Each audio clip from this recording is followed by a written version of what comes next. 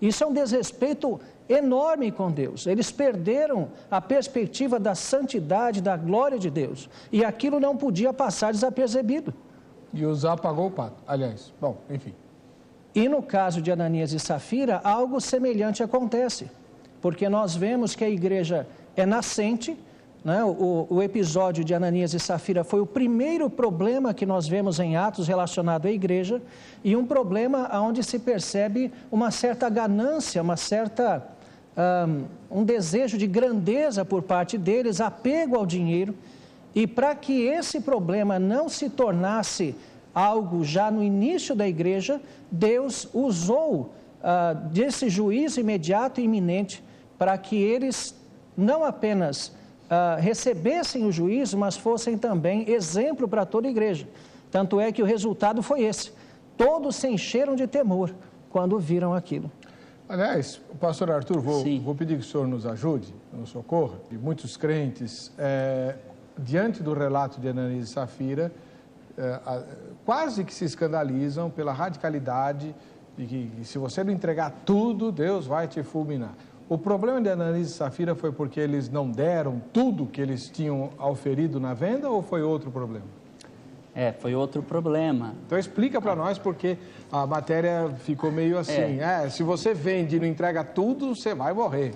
Não é isso. A gente precisa entender o fundo histórico, né? O fundo histórico é o seguinte: havia uma predisposição, uma voluntariedade de alguns irmãos em vender seus bens e entregar para um fundo comum para se sustentar os irmãos necessitados.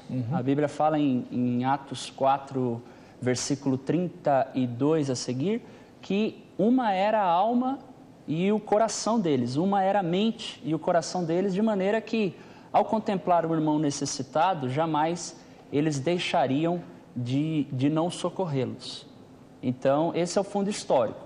Aí vem no versículo 36 e 37, o José Barnabé, que é tido também e significa o encorajador, ele age de uma forma nobre, com um espírito generoso.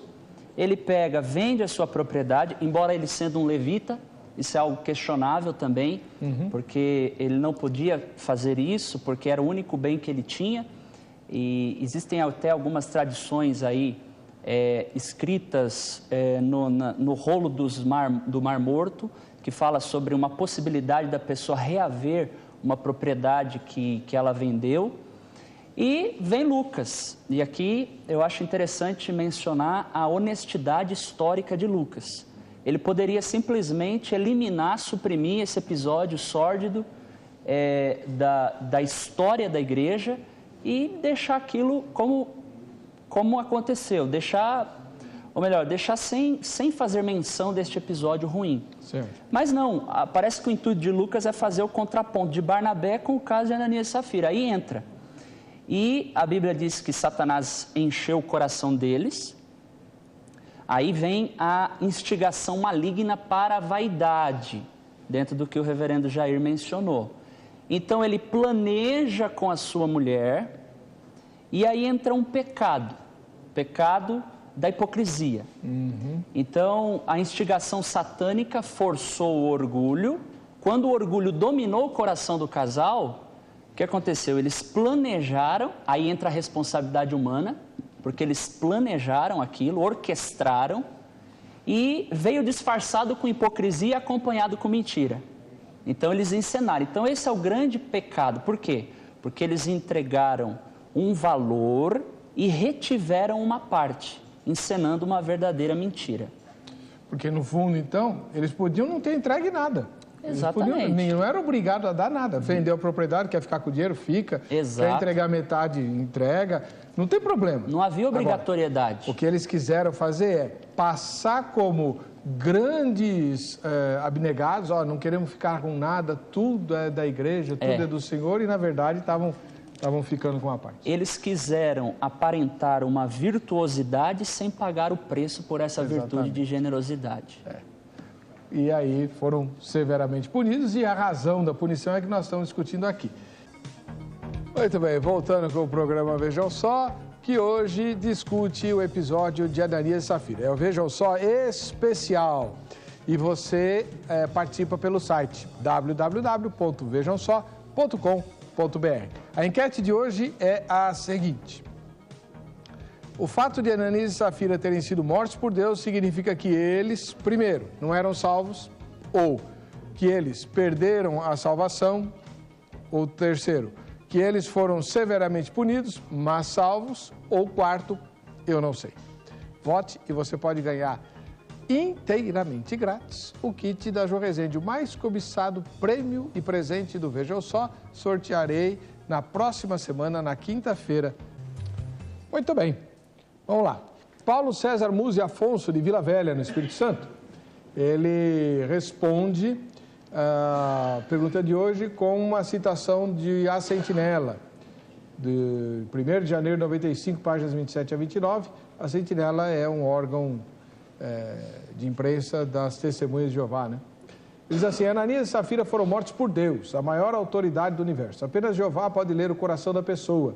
Assim, ele viu que o casal pecou por mentir de forma hipócrita, tentando enganar a congregação cristã e trapacear o Espírito Santo de Deus. Da mesma maneira, uma pessoa hoje talvez tente parecer boa aos olhos da congregação, faça boas obras, trate os irmãos bem. Contudo, se tal atitude for uma farsa, fingimento, e no fundo ela seja iníqua, o Criador sabe distinguir lendo o coração.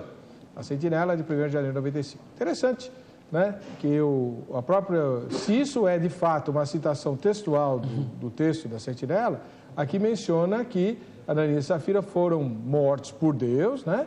Por tentar trapacear o Espírito Santo. Boa. E o Espírito Santo, isso só trapaceia pessoas. E na doutrina das Testemunhas de Jeová, salvo o maior engano meu, que eu sou meio ignorante, minha avó era Testemunha de Jeová, né?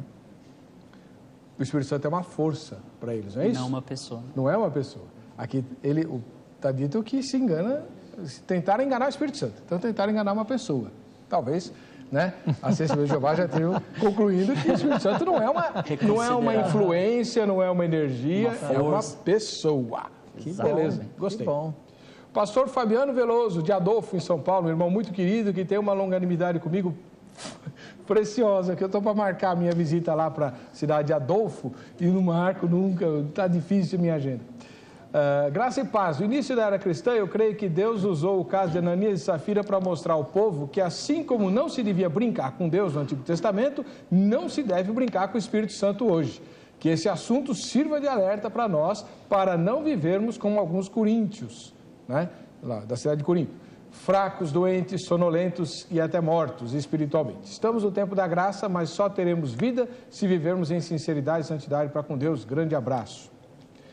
Aí, reverendo Jair, o senhor falou que a graça não começou no Novo Testamento. É verdade isso?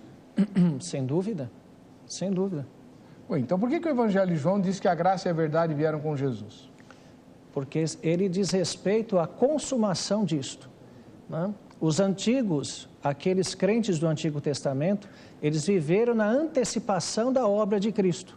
Através dos sacrifícios, através de todos os ritos ordenados, eles antecipavam aquilo que Jesus viria a fazer. E nós já vivemos a época consumada. Agora, eles viveram pela graça que viria. Nós vivemos pela graça já consumada. Só para não dizer que o Antigo Testamento é da época da lei, Bruno? Não. Ninguém pode ser salvo pela lei. Nunca ninguém... Ninguém está dizendo isso. Ninguém vive pela lei. Aliás, apenas um homem perfeito. O que nós temos que saber é interpretar para que serve uma lei. A lei foi dada nos moldes de Adão. A lei exige perfeição. Por isso que a Bíblia fala que aquele que cumpre a lei vive. Por quê? Se ele for perfeito, ele vive. Adão, se ele tivesse cumprido a lei que foi dada a ele, ele viveria. A lei não é uma forma de conquistar alguma coisa de Deus. A lei é uma forma de manter a vida que Deus deu. Mas nós não temos esta vida.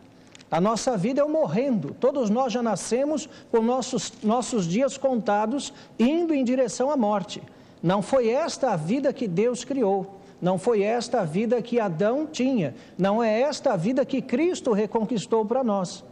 Então, quando nós vemos o papel da lei, ela não tem nenhum papel de nos propiciar a Deus. Se fosse assim, Deus só daria a lei no Antigo Testamento, a lei moral, né? Mas Deus deu também a lei no seu aspecto sacrificial. Ora, se o homem pudesse viver pela lei, por que Deus deu um intrincado sistema de sacrifícios para perdão de pecados? Isso já fica claro que o homem não conseguiria cumprir a lei. Não, perfeito, reverendo. Agora, existe uma diferença aguda entre esse tempo da lei e o tempo depois de Jesus. Mas essa diferença não diz respeito à lei, mas sim diz respeito ao povo. No Antigo Testamento, o povo era uma nação. Era um outro tipo de sistema de vida e vivia, segundo o que vemos lá no autor aos Hebreus, vivia à sombra, vivia através de símbolos. Certo. Né? Então, por isso que se fala da era da graça no Novo Testamento como uma era de cumprimento, uma era onde nós vivemos uma plenitude, né? Como o diálogo de Jesus com a mulher samaritana. Vem a hora e já chegou que os verdadeiros adoradores adorarão o Pai em espírito e em verdade. E a samaritana estava se referindo aos pais samaritanos e aos hebreus, nesses montes ou em Jerusalém, a verdadeira adoração. E a resposta de Jesus, inclusive, usando lá o termo grego, ele fala de verdadeiros adoradores, ali, não como distinguindo do falso, porque senão ele diria que todos os que viveram no Antigo Testamento eram falsos adoradores. Mas ele diz os plenos adoradores. No grego, a diferença dos termos aletheia e aletinós. Não? Então ele está falando de plenitude. Eles já viviam a graça no Antigo Testamento, mas através de símbolos, de ritos, e por causa de ser uma época ainda parcial e uma nação, por isso há uma grande diferença em relação a uma igreja, que não é uma nação, e a plenitude em relação ao parcial. Bom, pastor Arthur Bittencourt, eu não sei qual é a linha teológica que ele expôs, acho que é dispensacionalista, pelas respostas que o irmão dá no rádio, pelo menos imagino que seja. Né? Quer fazer algum comentário sobre a fala do irmão Jair? Senão eu tenho uma pergunta para o irmão.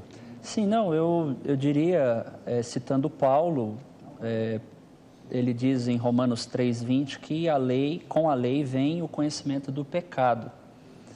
E Paulo conclui no versículo 28, concluímos, pois, que o homem é justificado pela fé sem as obras da lei. A lei em si não promovia a salvação. Isso se completa na pessoa de Cristo. Agora é importante dizer também, como foi citado, Hebreus 10, tudo aquilo era a sombra do que haveria de vir, ou seja, a realidade, a substância. Jesus é a substância, Jesus é a realidade.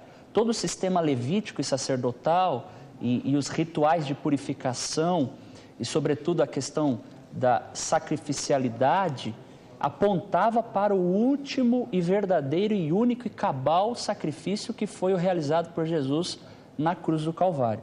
Então, entendo a interpretação do nobre irmão Jair. Agora, a gente precisa ver também a questão, por exemplo, de Pedro, capítulo 1, versículo 10, diz que da qual salvação inquiriram e trataram diligentemente os profetas. Ou seja, os profetas estavam apontando e profetizaram da graça que vos foi dada. Aí falando da igreja. Esta graça foi dada, então, no tempo da nova aliança, consumada por Jesus no tempo da nova aliança, cuja base é o sangue de Jesus. Então, indagando em que tempo ou ocasião de tempo o Espírito de Cristo que estava neles indicava anteriormente, testificando os sofrimentos que Cristo haviam de vir e a glória que havia de lhe seguir ou de se seguir. Então vemos aqui a questão da graça, a questão do sofrimento e a questão da glória, que todo sofrimento conduz à glória. Amém. Guaraci Andrews Júnior, da capital paulista. As épocas são distintas e os estágios do plano redentor são diferentes, mas Deus é o mesmo. Não só devemos tentar entender os desígnios de Deus. Adágio de Santo Agostinho. Eu creio para compreender e compreendo para melhor crer. No entanto, há coisas que não sabemos e elas pertencem ao Eterno, nosso Deus. Deuteronômio 29, 29, né? As coisas encobertas e tal.